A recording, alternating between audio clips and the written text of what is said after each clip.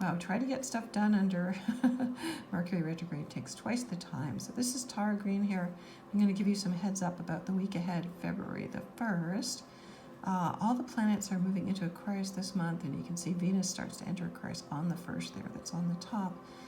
The Sun squares Mars, so people might be feeling angry and irritable on Monday morning there, wanting to get go but wanting to not get go. You know, Mars and Taurus is a bit of a couch potato, and then the moon enters another air sign, which is Libra, the sign of relationships, balance, and justice. You'll hear more of those things talked about and thought about and communicated about in the news. The moon trines Saturn in Aquarius, and later Jupiter, which is nice on Monday, poses Chiron in Aries. So again, we might want to crawl back into our shells and our armor and not really reveal ourselves. The moon also in conjunct Uranus on the 1st. On the 2nd, moving down there, the sun and the moon trine each other, a nice positive aspect. Again, those in conjuncts where planets are not seeing eye to eye. The moon, which is the moon of the people, to Mars and Taurus. So again, this can be aggression about the stock market. And then the moon in conjuncts Neptune and Pisces. So again, confusion, delusion, fake news, maybe dissipation of energy. Moon squares Pluto, power struggles. Moon trines Mercury in Aquarius. On the 2nd, that's Groundhog Day, so of course play I Got You Babe all day, and it's the day of deja vus. Now the moon goes void, of course, and then we're up to Wednesday there on the 3rd. So moon squares Pluto there. Again, power struggles whenever the moon and Pluto are in conjunct. Nasty things, dirty things, hidden things, secrets are going to be revealed. Moon trines Mercury in Aquarius, so the higher thought realms, and then the moon enters Scorpio for the next 2.5 days, and that's the most intense time of the month, sexually, financially, secrets, again, power struggles, all the biggies there, death, rebirth. So the moon squares Venus in Aquarius, so things might get a little more intense there in terms of relationships, and then squaring Saturn, so there might be some things that you didn't want to know about coming up. And then again, moon in conjunct Chiron and Aries, there's some wounding there that you don't want to talk about. You know, Scorpio is obsessive and secretive. The moon opposes Uranus and Taurus at night, so again, things might be very changeable. Now, a lot of people have been talking about February the 4th as being a big day for cryptocurrencies. Now, I'm trying to look at this astrologically. Of course, the moon is in Scorpio, which rules finance, squaring Jupiter in Aquarius. Now, Jupiter is the great benefactor. The moon opposes Mars and Taurus. So again, this can be, you know, power struggles. That's Scorpio, power, control over the markets. The moon and the sun are squaring off of each other. So again, Aquarius energy, it's the power to the people versus those who want to hang on and be secretive and manipulate. It's a great day to cut your hair if you want it to grow longer, though. And the moon trines Neptune and Pisces, so do be careful about, you know, anything that seems too good to be true there in the evening. Again, if you're playing the stock market, be very careful. The moon then squares Mercury in Aquarius. So again, all eyes are on the internet there. So again, we're going on to the 5th here. Again, that aspect repeats because we are in a different time zone now.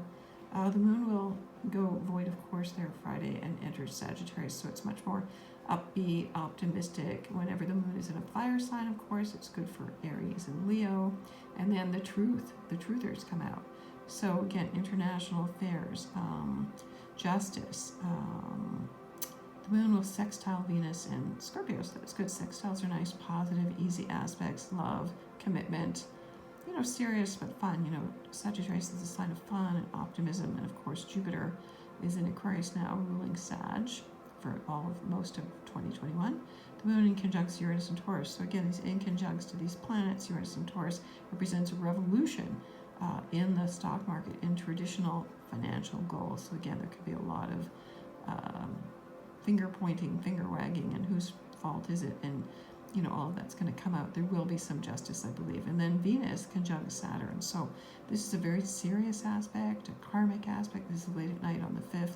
So it happens there in Pacific Standard Time there. So good time to get hitched, to start a new company, to advance new ideas. Again, cryptocurrencies, freedom, maturity, security, all of those things. And then as we get down here until the 6th, this is much more packed day. Moon in conjunct Uranus there. Again, we're repeating those aspects in Eastern Standard Time and Greenwich Mean Time. Venus sextiles Chiron and Aries. So some of us will be feeling pretty happy and free. The moon in Sag again, sextile Jupiter in Aquarius. That's a very good time because Jupiter rules Aquarius. Rules Sagittarius there. So the Ariuses are together, they're dancing, they're having a little party. Moon in conjunct Mars and Taurus. So again, there could be issues with, financial things, stability. Moon in Sag always wants to be upbeat and optimistic. The moon sextiles the sun. Again, nice positive aspects, good time to celebrate. Moon squares Neptune and Pisces. This is a very dreamy, psychic. It's a good time to meditate when the moon and Neptune are in aspect. So even in a square, they're pressuring each other. It's a good time to dream, to meditate, to dance, to sing, to create, to make love, to connect with the higher master teachers. Moon in Sag is always all about that. Venus squares Uranus. So again, this is where the stock market starts to move. Venus rules values, rules money, rules injection of new energies into the stock market. So women have something to do with this as well. Fashion. So anything to do with those. So if you're picking stocks, in some ways it may seem like it's just intuitive, but I would really use the stars and the position of the stars to take your cues from there.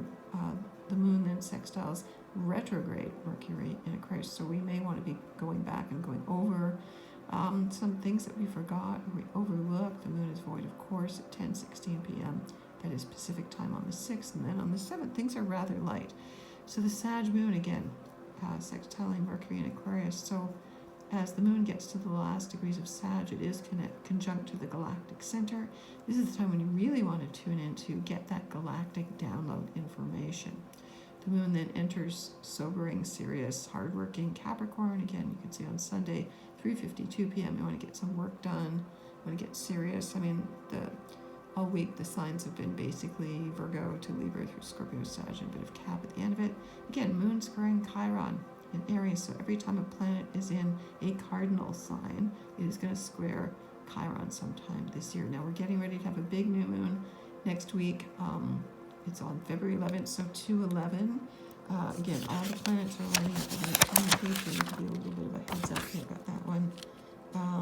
New moon, 23 degrees of Aquarius. This is when you can see all the planets in Aquarius.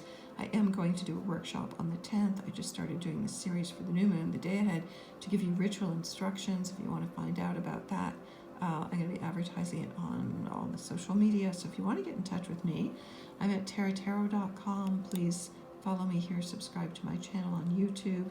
Keep trying to improve this as we go along. I'm on Instagram, Twitter. Follow me on my blog at infinitynow.wordpress, and I'm on TikTok too. I'm all over the place. Sending you many blessings.